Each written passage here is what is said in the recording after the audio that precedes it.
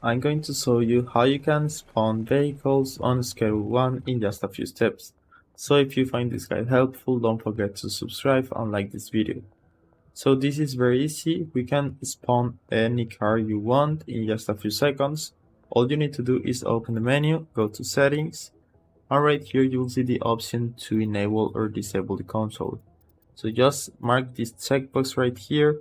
You need to make sure it's the white dot. So if you go to view commands, you'll see the list of all the commands you can use through the console, and the one we are looking for is spawn vehicle, and this will spawn any car at your location. So let's try with this example.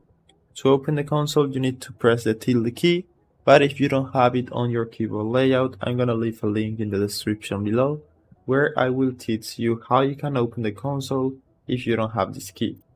So just open the console like this and put spawn vehicle and any car you want. You can spawn, for example, this one. This is the worst car, or you can even spawn the most expensive one like this, and this will be yours. Basically, you can get into the car and you can use it. So that's it. I hope it was helpful, and thanks for watching.